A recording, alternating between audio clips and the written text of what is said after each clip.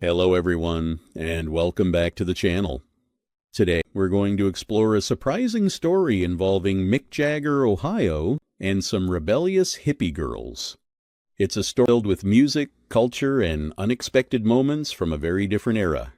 So, let's get started. Every famous person I've ever met, I asked him to play that club. I seen Mick Jagger from the Rolling Stones at a party. I asked him, I said, yo, Mick, Mick, I come to Ohio and play my club. And he was into it. He said, oh, I like playing clubs. He said, but tell me about the town. You want to know? And that nigga looked at me like you know, Mick Jagger looked, he said, are there girls there? I lied right in his face. I was like, yeah.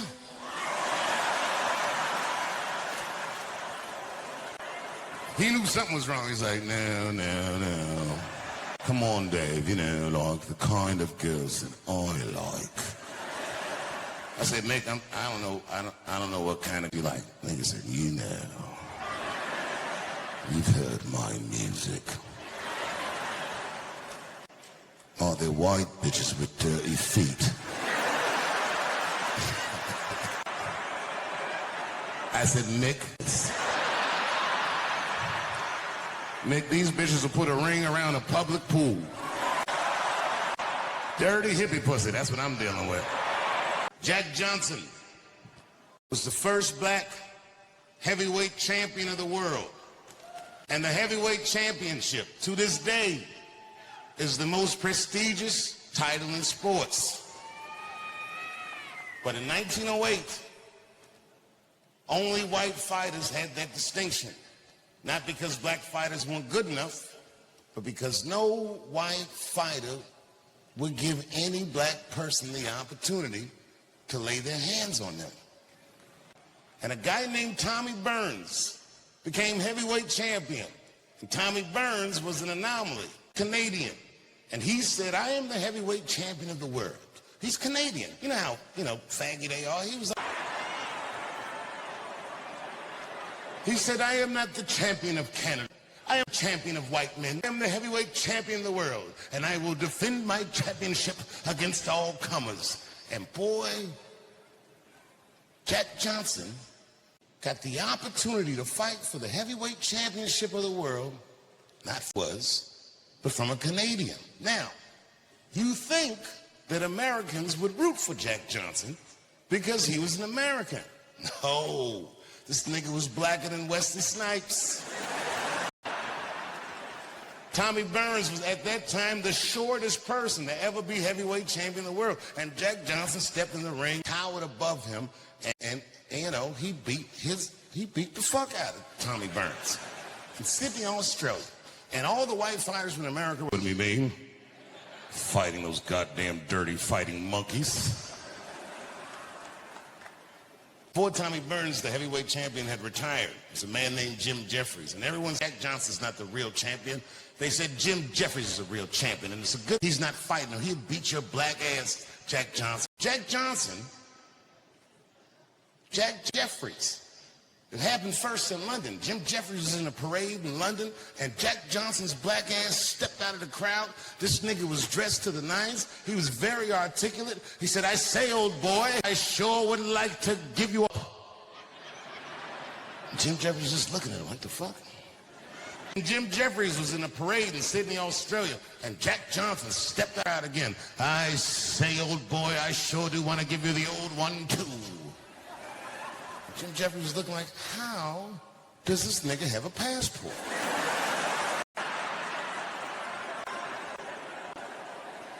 Again, this was 1910.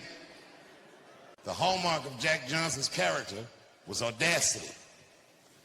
There's a story about him that's a legend that says that one night he was caught speeding down a country road south of the Mason-Dixon line.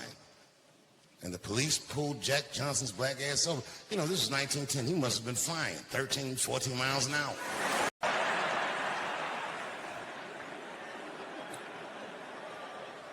Stopped him.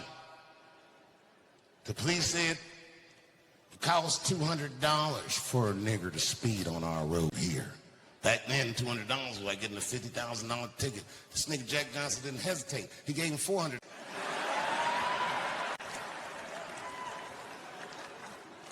The months of Jim Jeffries relented, and Jack Johnson defended his title against Jim Jeffries on the 4th of July. This is where the phrase, the Great White Hope, came from.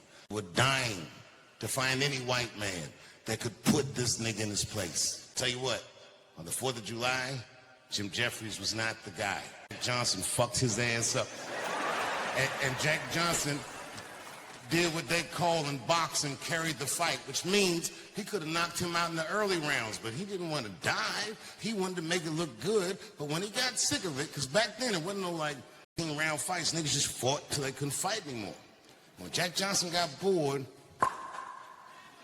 put him away with a vicious right hook, and you see Jim Jeffries in the footage start to fall, but then the film cuts off. Because they didn't want any of this nigga knocking out their hope. And on July 5th, all over the United States, were riots, white riots, where they killed many black people to make sure that the rest of these niggas knew their place. Because Jack Johnson was the first black person to physically come to the color line and win. And here's the punchline. He didn't just leave the arena with his life. Johnson had a very particular proclivity. He left his life and a white bitch. Let's talk about it. You see, Jack Johnson loved women almost exclusively.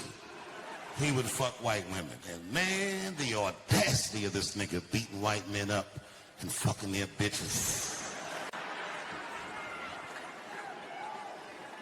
The black world was elated. And every great black fighter celebrated Jack Johnson. And they came to Jack Johnson, they said, Jack, congratulations. Can I title fight? And Jack Johnson, just like his white predecessors, well, I don't fight black fighters. Beating up white guys, fucking their bitches. And one after another, they lined up the great white hopes, and Jack Johnson would vanquish them all. In fact, it took an act of Congress to stop him. Congressman named Illinois came up with an act called the Mann Act. The Mann Act is the law that says it's illegal to take a woman across state lines for the purposes of debauchery. And my line of work, gotta know shit like that. Jack Johnson got tried, prosecuted, convicted of the Mann Act, fled the country, was on the run for years, and it ruined his life. And then finally, in 1946, he died in the United States in a car crash. But before he died, one of my favorite quotes that any American ever said, he said, I risk everything for my pleasure.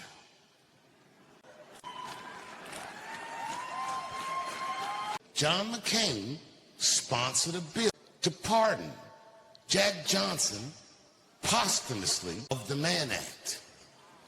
Yes, he did sponsor that bill to pardon Jack Johnson of the Mann Act.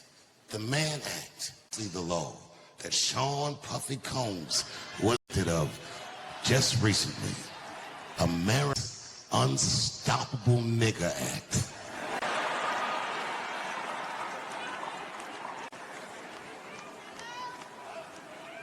Yeah, something else was going on. Oh, are you guys bored? Okay, I'm going to keep going. There's more.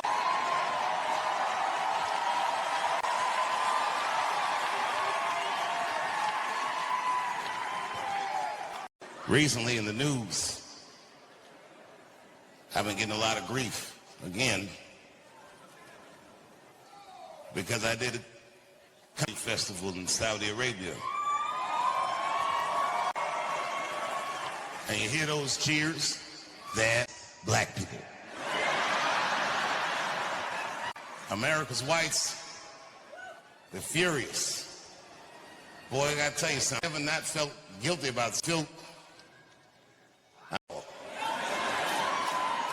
You know, and Bill Maher, the famous comedian, I've known Bill since I was like 18, 19 years old, and I've said this publicly, but fuck that guy. I'm fucking tired of his little smug, cracker-ass commentary. Motherfuckers act like because I did a comedy festival in Saudi Arabia, I somehow betrayed principles. Well, no, I know I didn't. I know. No. No, come on, everybody, let me do this. And I'm sure, I know, all right, calm down. No, I'm sure I'm right. First of all, what did they say? They said, well, Saudi Arabia killed it, and rest in peace, you murdered in such a heinous fashion. But, and no buts, like, you know, period. And also, I mean, look, bro, Israel's killed 240 journalists in the last 3 months. So I didn't know y'all was still counting. These niggas clown me because I was on stage in Saudi Arabia. I didn't tell them to put this in the paper. I just said it on stage. Said it's easier to talk in Saudi Arabia than it is in America. And niggas felt some kind of way. I had 10 toes on that. Don't forget what I just went through. 2 years ago, I almost got canceled right here in the United States for transgender jokes. I'll tell you something. Transgender jokes went over very well in Saudi Arabia.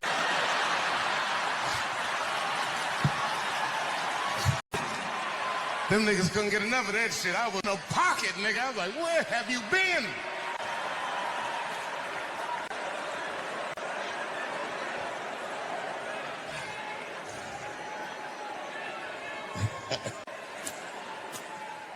Every article said the comedians hoard themselves out to a dictator, but all the articles have my picture on it. And you know what? I can't even get mad, because, you know, to be fair, I do money than all of those comedians.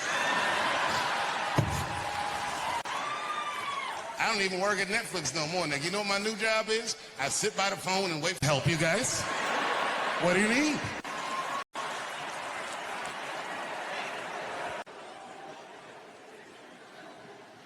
I love hip-hop music. I love many of the people. They taught me things and showed me things that I'd never seen for myself. Good things. For example, I was in Atlanta once. I'm almost done. Hang in there, champ.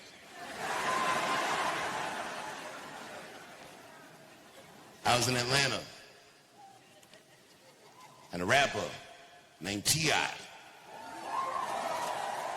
called me up. Now, at this time, I didn't know him well. I know him better now, but I knew him well enough that he'd have my phone number. He'd call me up. He was like, Dave, I heard you was in my city. He said, I want to show you the real Atlanta. I said, fuck yeah, nigga, let's go. He said, meet me downstairs in your hotel valet. So I went downstairs. I thought he was fucking around, but when I went down there, he was outside in the valet, sitting in a purple car. Must have been $1.5 million.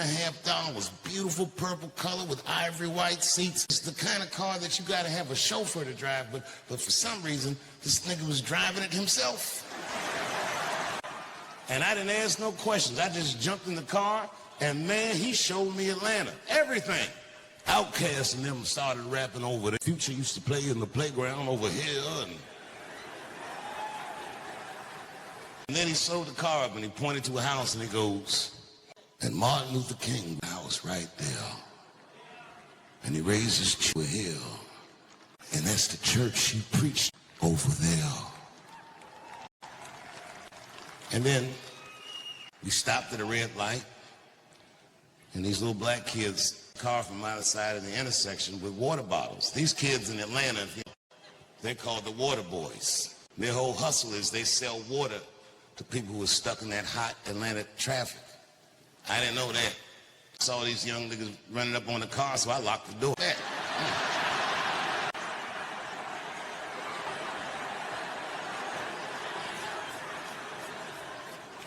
But T.I. rolled his window down, started giving the kids orders. Slow down, don't just run up on somebody's car. You don't know what they got in there. Smile so you look less threatening. Remember your manners. Yes, sir. No, ma'am. Please. Thank you. That'll keep you alive. And keep that condensation on that water so it looks refreshing and delicious.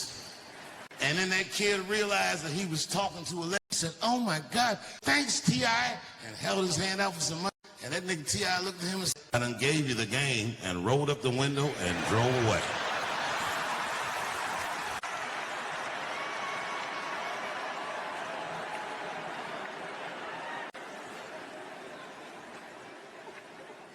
That night, I go, and when I got off stage, T.I. was backstage with a friend of his that I didn't know. I just knew his friend was somebody who was acting all excited that he was back there. I asked him, I go, "Yo, Tip, who's your man?" And he's like, "Oh, that right there?" He goes, "That there is the future of hip-hop." And I was like, "Nigga, will you just calm down?" So then I asked the dude, and the dude looked over, he said, "I'm Nipsey."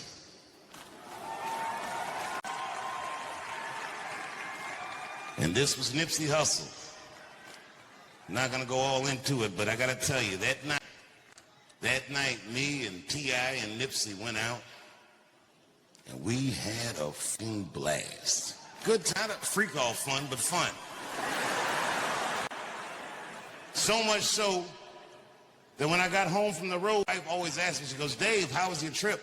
Normally I'm just like, "It was good." But this time I was like, babe, I met the coolest nigga. I said, "This nigga's younger than me, but it's like he's older than me." And she's like, What? She goes, "What does that mean?" I was like, "I don't know, bitch."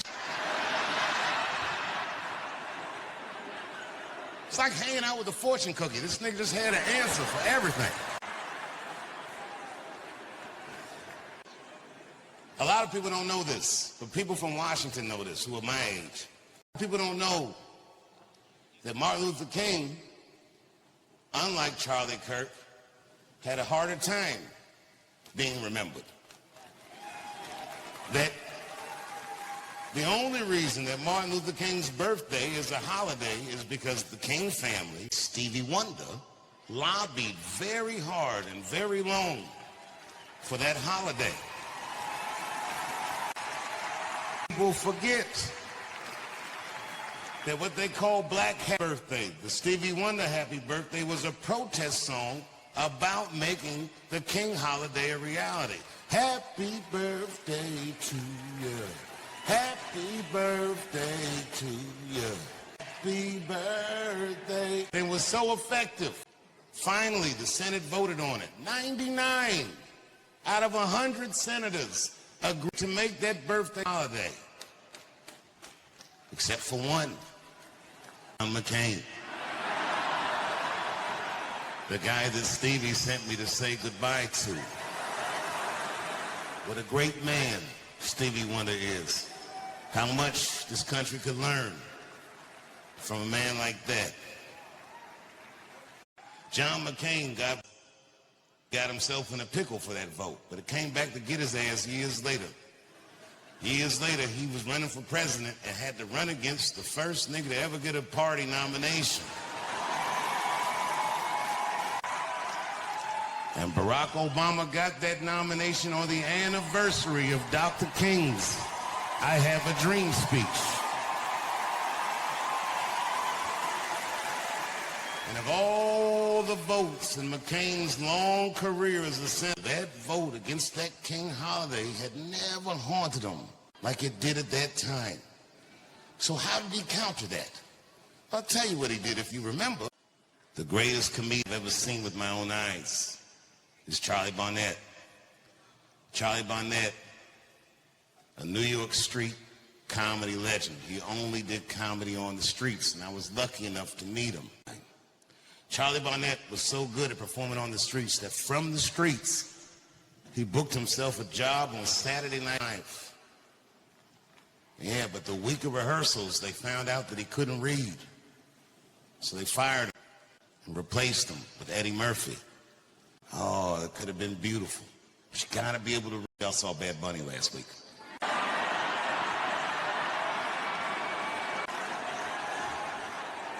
You know what I mean? Charlie Barnett wasn't deterred. He kept pushing. And he went on to do movies like DC Cab, which is where I first... He used to be on Miami Vice. This motherfucker became a star. The thing that kept derailing him is that Charlie was a terrible drug addict. This nigga started doing crack to quit heroin. He was doomed. Learned how to do street comedy from a guy named Swami X, and Swami X didn't just teach him how to do comedy, he taught him how to get high, and Charlie never could shake it. And when Charlie mentored me, even though he was a terrible drug addict, I never saw him high. He never wanted to do to me what Swami did to him. I'm sure I understood that cocaine is just not for you, even though those bitches are prettier than them ugly weed bitches you be hanging with. One night, I saw Charlie, comedy club, and he looked terrible. And this guy would avoid me if he was getting high. I've never seen him look this bad. So I said to him, I said, Charlie, you good? And he didn't say anything. And I said, are you? And he laughed. No, nigga, I'm not high. He said, I'm dying. And I said, what? He said, I'm dying. I have AIDS, and I'm dying. Now, I must have been 18 or 19. I never met nobody that had AIDS, but I gotta tell you, that shit had me shook. And then I started thinking of all his jokes, and he was hinting at it for years. The nigga used to have a joke where he said, I took an AIDS test yesterday, I got a 65.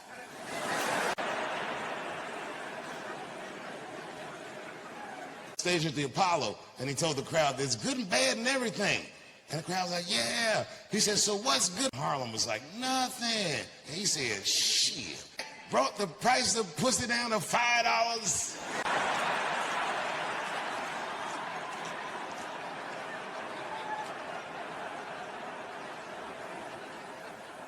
But when he said he had AIDS, I was so shocked that I looked at him to see if he was joking, and I knew, I said, he's serious. Fuck that shit. What you mean? I said, you're not gonna die around me. He said, what are you talking about?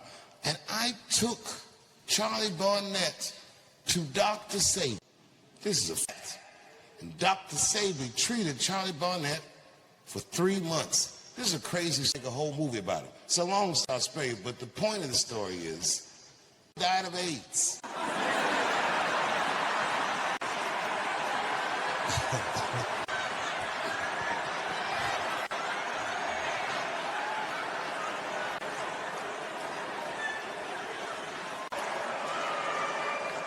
I'm not a drug guy at all, right? But I am in show business, you know what I mean? So I've been to every kind of party. Now I'm gonna be honest with you, I smoke weed, but I don't consider weed a drug.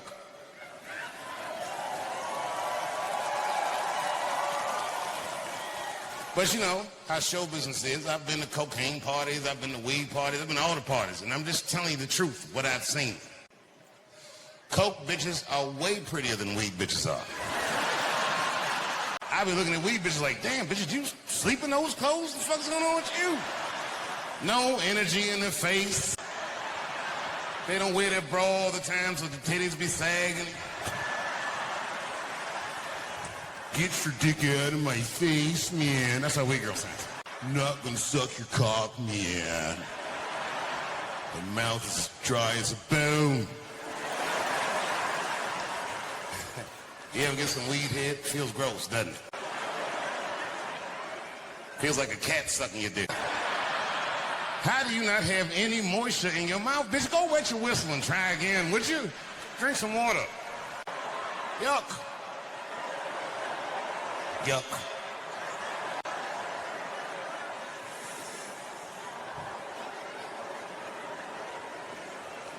I told her all about Nipsey.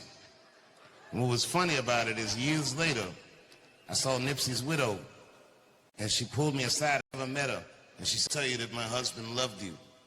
She said, he said he met you in Atlanta, and you had a wonderful time. I said, boy, that's fucking crazy. We sure did. Not long after I met Nipsey, I was in LA doing a show. And then after the text from a guy that says, I'm at a party you need to be at.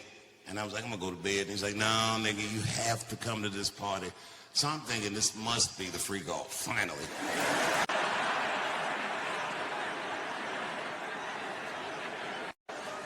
I've been to a million times. I wouldn't have been in that place, but when I walked in, it just was popping. And turns out that the party was for Nipsey. Nipsey had been nominated for Rap Album of the Year, and everyone that he would ever respect at the party. T.I. was there, Snoop was there, Jay-Z was there, Puffy, before we knew he did all that stuff, was there. I was there, on and on and on. And as good as the party was, when I was partying, I was having fun, but I had a pit in my stomach because we're near the 90s. And you can believe me or you cannot believe. Just telling you how I saw and how I felt. The FBI lights up. I just felt like, man, this party's under surveillance. But I didn't think too much of it. Back home to Ohio, and I was taking a nap, and my wife shook me awake, and she had tears in her eyes, and she said, David, what's wrong with you? She said, your friend is dead. Now, I'm old now, so I'm like, but you're going to have to be more specific than that. I was with gout.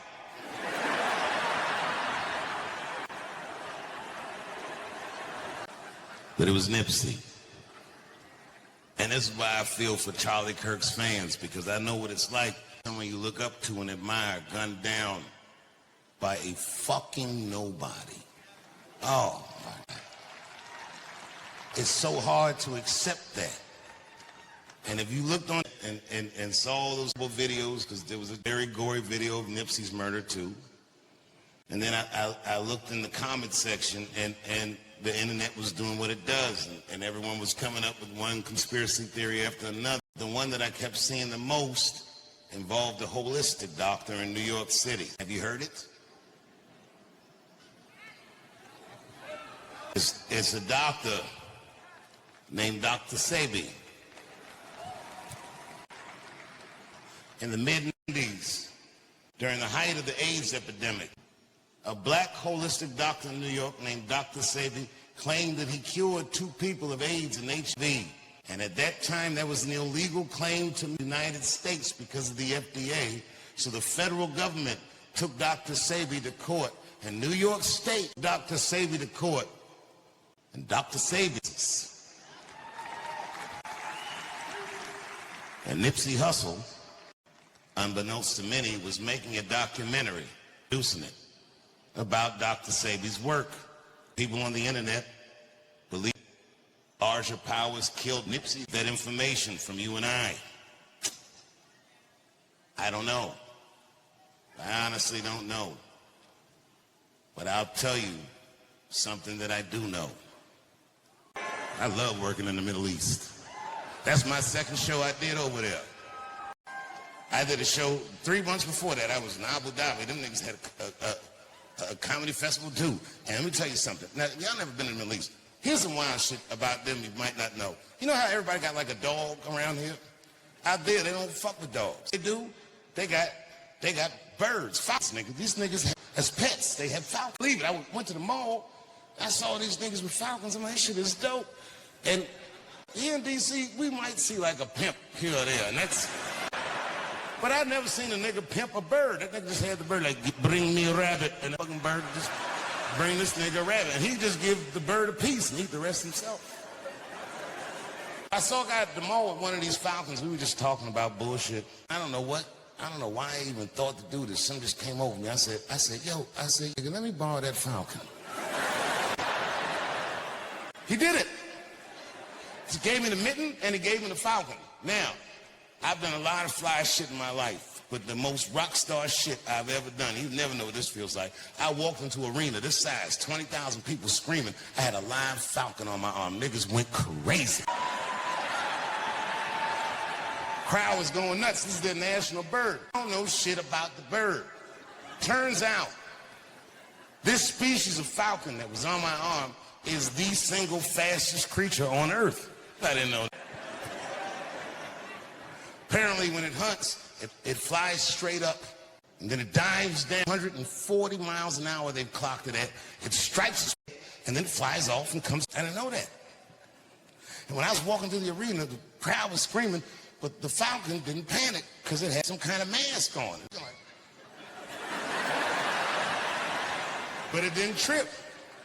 Now, I didn't know this mask is part of the falcon's training. If you take the mask off the falcon, it will think that it's time to hunt. I wish he told me that. Because I was on stage killing it, and the Falcon was just looking all stupid. Like, nigga can't even see the show. So I took the mask off. Man, this Falcon lost his goddamn mind. Mayhem ensued. That motherfucker fluttered like this and flew off my arm. And at first, everybody was clapping, yeah. And that nigga dove down 240 miles an hour. Killed a bitch in the third row. And it was a transgender bitch. When it hit her, her dick popped out. Everybody screamed. I was like, oh, shit. I didn't know what to do. Next thing I know, the Arab police came, and these niggas just ushered me off stage and realized that I was under arrest. I said, what's the meaning of this? These guys know it was an accident. Next thing I know, they charged me with murder. I said, murder? That was an accident. And then they had me in the court, and these niggas started reading transcripts of all my transgender jokes. Trying to act like I killed this bitch on purpose. I said, I didn't even know this bitch till her dick popped out. This is the goddamn outrage. I'm an American.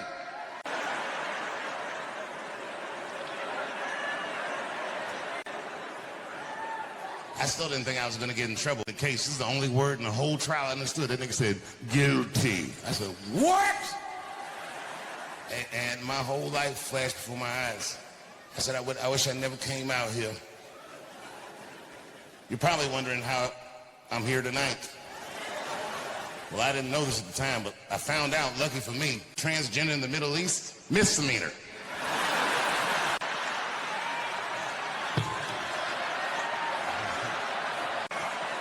Whew. Yeah, it's way easier to talk in Saudi Arabia. Jack Johnson was the first black heavyweight champion of the world. And the heavyweight championship, to this day, is the most prestigious title in sports.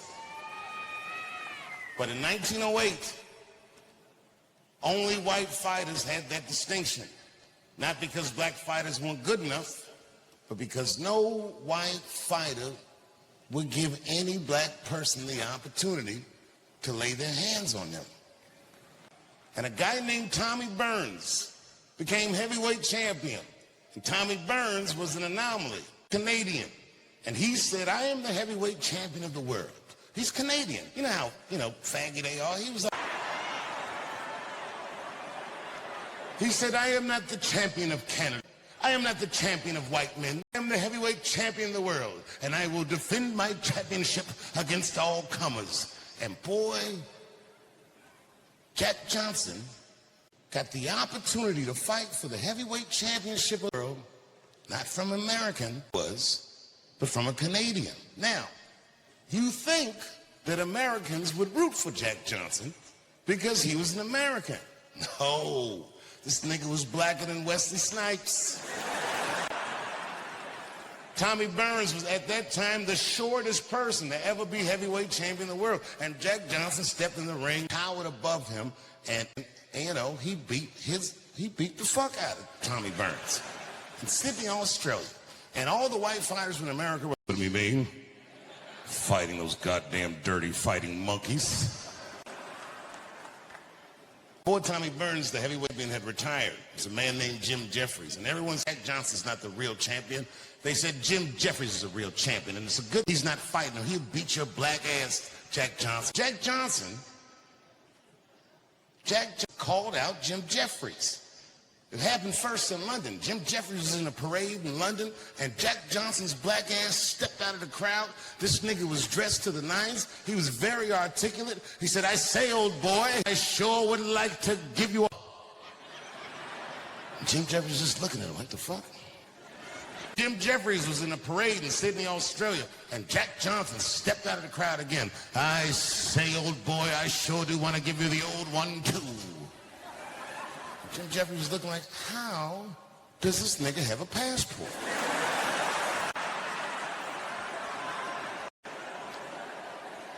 Again, this was 1910.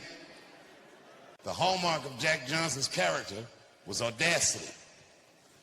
There's a story about him that's a legend that says that one night he was caught speeding down a country road south of the Mason-Dixon line. And the police pulled Jack Johnson's black ass over. You know, this was 1910. He must have been flying 13, 14 miles an hour.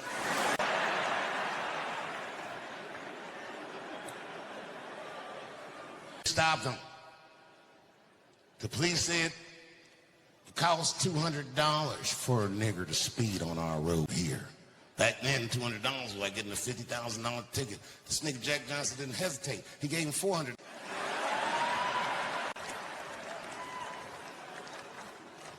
After months of this, Jim Jeffries relented, and Jack Johnson defended his title against Jim Jeffries on the 4th of July, where the phrase, the Great White Hope, came from. They were dying to find any white man that could put this nigga in his place. Tell you what, on the 4th of July, Jim Jeffries was not the guy. Jack Johnson fucked his ass up. And Jack Johnson did what they call in boxing, carried the fight, which means he could have knocked him out in the early rounds, but he didn't want to die. He wanted to make it look good, but when he got sick of it, because back then it wasn't no like 10-round fights, niggas just fought till they couldn't fight anymore. When Jack Johnson got bored, put him away with a vicious right hook, and you see Jim Jeffries in the footage start to fall, but then the film cuts off. Because they didn't want any of this nigga knocking out their hope. And on July 5th, all over the United States were riots, white riots, where they killed many black people to make sure that the rest of these niggas knew their place. Because Jack Johnson was the first black person to physically cross the color line and win. And here's the punchline. He didn't just leave the arena with his life. He had a very particular proclivity. He left his life and a white bitch led by him. You see, Jack Johnson loved fucking women almost exclusively. He would fuck white women. And man, the audacity of this nigga beating white men up and fucking their bitches. The black girl was elated. And the great black fighters celebrated Jack Johnson. And they came to Jack Johnson, they said, Jack, congratulations, can I get a title fight? And Jack Johnson, just like his white predecessors said, well, I don't fight black fighters. Beating up white guys and their bitches. And one after another, they lined up the great white hopes, and Jack Johnson would vanquish them all. In fact, it took an act of Congress to stop him. Congressman named Illinois came up with an act called the Mann Act. The Mann Act is the law that said it's legal to take a woman across state lines for the purposes of debauchery. And my line of work, gotta know shit like that. Jack Johnson got tried, prosecuted, convicted of the Mann Act, fled the country, was on the run for years, and it ruined his life. And then finally, in 1946, he died in the United States in a car crash. But before he died, any American ever said, he said, I risk everything for my pleasure.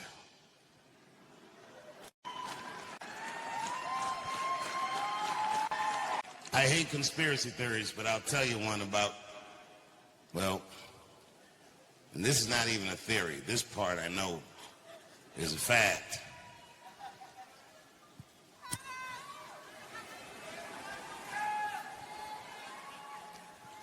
Did you know when I left D.C. and moved to New York in the 90s, that New York City Police Department had a hip-hop police task force? Did you know that? And this task force would follow anybody that was involved in hip-hop culture around. Not just rappers, drug dealers, because they thought that it was connected somehow. Young comedians, anybody that was just on that scene, they knew who everybody was and what everybody was doing. And back in those days, I used to go to nightclubs, but sometimes I'd go to a club and the lights would be a little bit different, notice. But the OGs would pull me aside and be like, careful in the club, nigga. They got the FBI up. Meant that the lighting was strange because the party was under surveillance, and they were just telling me to watch my back. And, you know, I wasn't doing anything wrong anyway. Nigga, just having a good time. Now, did you know that that task force was invented originally to follow just two people around? Those people was a guy named Christopher Wallace, a.k.a. the Notorious B.I.G., and Sean P. Diddy Combs. Now, why is that? That this nigga has been under surveillance for at least 30 years. But just now they noticed that he racketeers and beats up bitches. I bet you, if he was doing all that, I bet you they seen him doing it for a long time. I don't know. It was strange in this case. Nobody called the police, except for Kid Cudi. And everybody called Kid Cudi a snitch. He wasn't a snitch. A snitch is when two niggas do crime together and one of them gets caught and tells on the other one to get himself out of trouble. Kid was violated by Puff. He alleged that Puff blew up his Porsche with a Molotov cocktail and didn't stop there. He said he then alleged that Puff broke into his house and opened this nigga's Christmas gifts. I'd have been furious. Kid Cudi said, I can't prove that he opened the gifts or nothing, but I came in the house and he was in there and the gifts was open and that nigga was just like, Merry Christmas, Playboy. So what was Kid Cudi supposed to do? He only got two choices. Either A, you're going to have to do some gangster shit to this nigga that he's going to have a hard time proving. Or if you're not built like that, and I do not believe that Kid Cudi is built like that, your last option is B. You got to call the police. Good for Kid Cudi. He did the right thing. I, on the other hand, I'm built like that. This nigga fucked my family's Christmas up. You better believe I'm gonna make him suffer for that shit. And niggas are gonna come up to me and tell me all about it and not even know I did it. Oh my God, Dave. Oh, did you hear what happened to Puffy? Oh my God, no. What happened?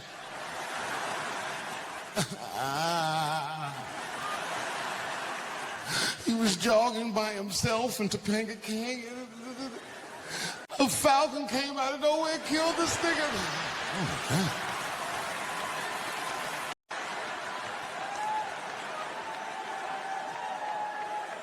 Thank you very much. But have a seat. Be comfortable.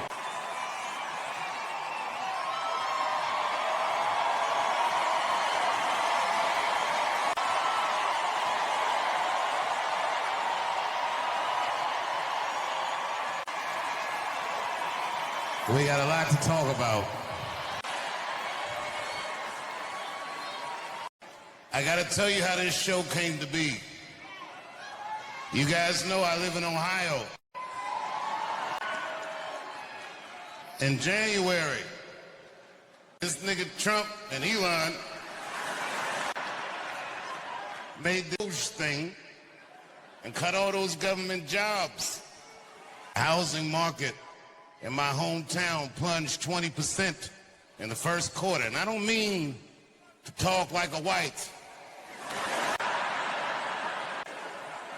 But boy, they did that, didn't they? This nigga deployed the National Guard town and took the police department from the mayor. Oh, DC niggas, we don't like that. But then my governor in Ohio, National Guard, to police my home, called these niggas and said, I'm pulling up.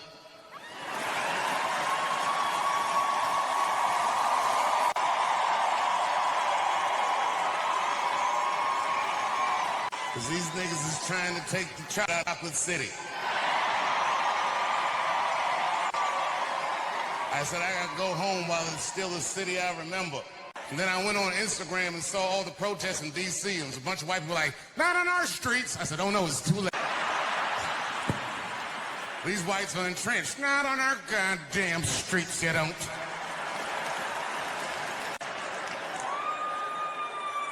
This nigga Trump was talking like he goes out to dinner. It's not like that. Yep. And I gotta tell you the truth. This is not the only city this is happening in.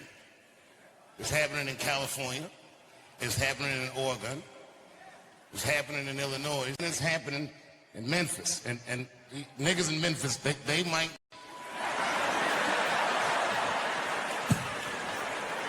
You gotta be reasonable. I don't know if you've been in Memphis recently, but them niggas already stole 2 tanks from the National Guard, so you already know. You already know, you know.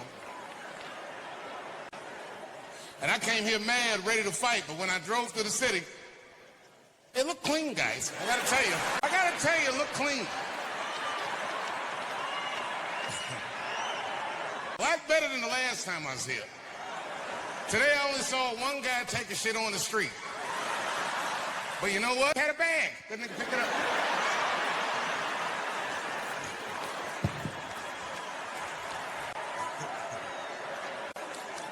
I was waiting for somebody to do something about the homeless. You know what's fucked up about D.C.? We the nation's capital, and nobody even fuck about the homeless. I'm gonna tell you the truth. I feel like I'm the only one that does. Now, y'all don't know this, but quietly, for the last 2 years, I have been secretly working with Washington's homeless, and I have spent $2 million already on my homeless project.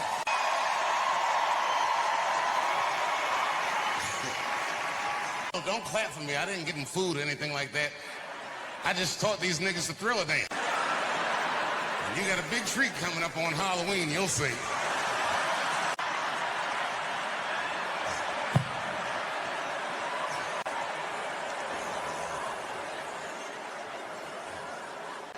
D.C., no matter how much this government else puts pressure on you, keep your wits about you. I'm here just to remind you that we are a community and we will stay sane together. Take care of each other, and we will this orange nigga out.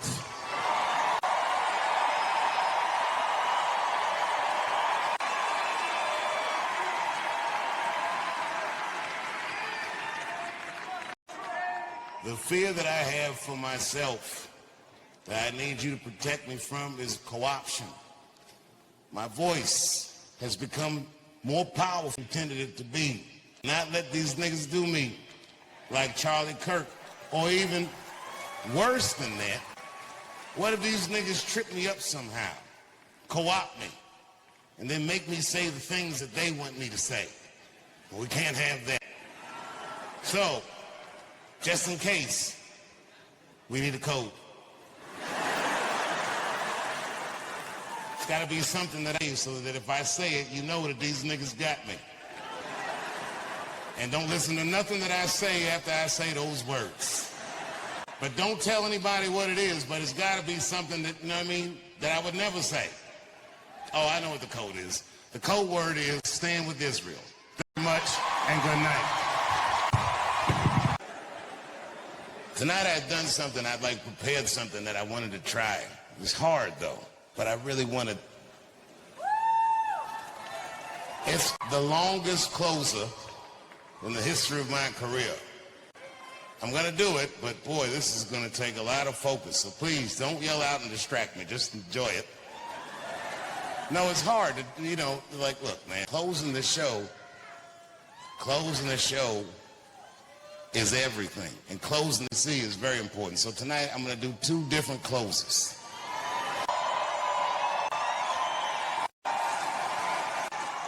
I'll do my closer for DC, and then after that,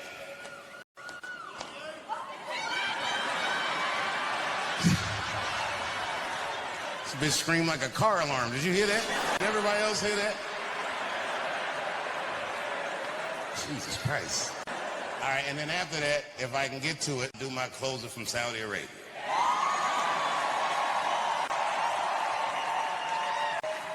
All right, this is the tough one. Hey, do me a favor, production. Sit up, give me like comedy club lights.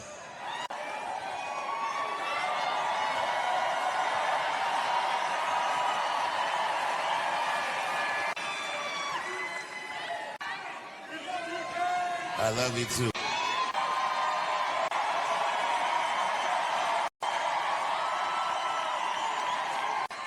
right, let me concentrate. When you understand, this is harder than it's harder to do this than you think. Hold on. Go ahead, keep straight.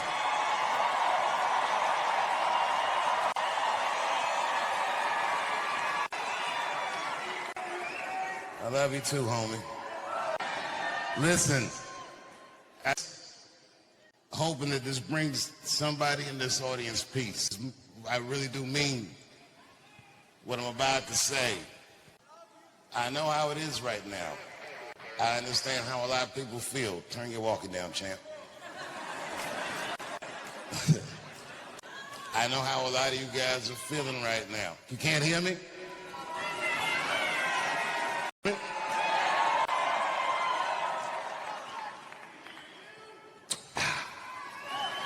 Bill Cosby.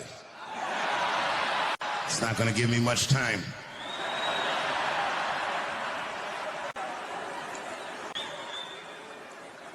I know how people are feeling right now, and I hope that this brings you peace. I feel that way too. Without question. 1,000% without question, all of us, individually and collectively, are living through some sort of a conspiracy, I'm sure. Feeling you have that something, or you might feel like, hey, am I right about this? Am I crazy? No, nigga. No, you're not crazy. You're feeling. I'm telling you. Feel it too. But here's what I suggest. If you don't know what the conspiracy is, then just say that. I don't know is an acceptable answer. In fact, if you don't know, it is the best answer. But all can guessing out loud about what the conspiracy is, I'm begging you, please, shut the fuck up. You're gonna make everybody sick that way. You can say I feel, you can say I think or I suspect, or it looks to me like, but please, please stop saying you know. Because in times like this, the last person I trust is a nigga that's sure. This is madness.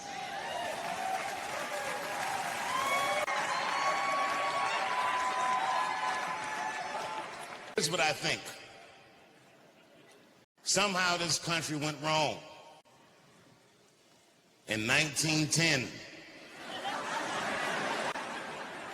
I narrowed it down to a specific dude. It has something to do, and think about what I say later, not now. It had to do with Jack Johnson.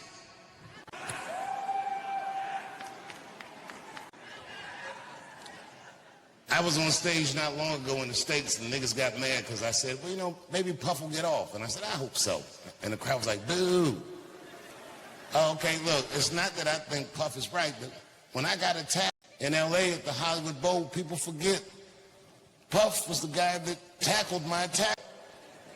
He saved my life. It's a hard nigga to be mad at after that. I had security that night, but you know what I mean? They just wasn't ready. Them niggas had some slippery shoes on or something. They ran out. All them niggas slipped and fell. And Puffy got my attacker and tackled him. And then years later, when I heard about that baby oil, I was like, what did those niggas slip on?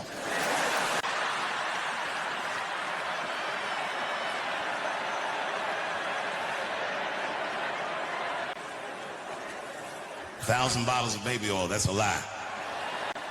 But remember, he wasn't on trial for having 1,000 bottles of baby oil because it's not a crime to have 1,000 bottles of baby oil.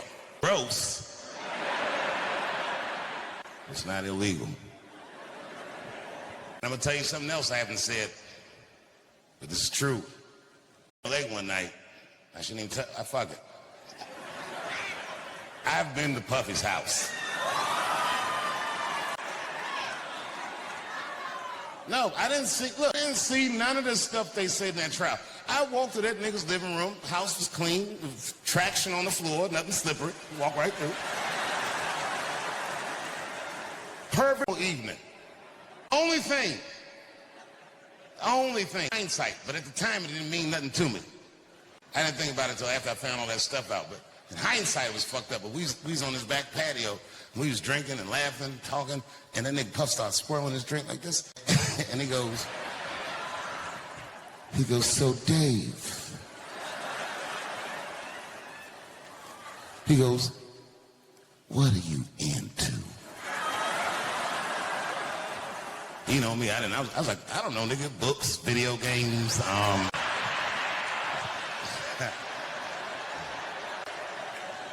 know that was my big chance to fuck Cassie.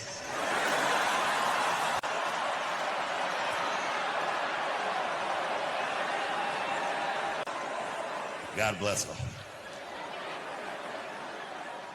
I'm not making light of her. What she went through was terrible. But remember, because they kept showing this video of him beating her up in a hotel hallway, which was a terrible video. But he wasn't on trial for that. If you remember, he paid her for that before the federal charges ever came up. He paid her $35 million, is what I heard, which doesn't make it right. But, I mean, come on, nigga.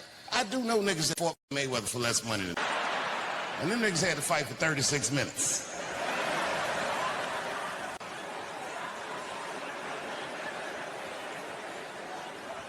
But Cassie is a gangster. She did something that she had to testify about her sex life. Boy, that's tough. God save us all from that. Anything you say about sex publicly is going to sound bad. Even if you're talking about fucking your face. If the judge is like, tell me about did you fuck your wife face to face? Yes, Your Honor, I did. But could you describe the account? Well, yes, I looked at her in her cold, bored eyes, and then I pulled those big side, and it's like a bush that just screams, I don't give a fuck, and I just, you know what I mean? Just power through it, you know what I mean?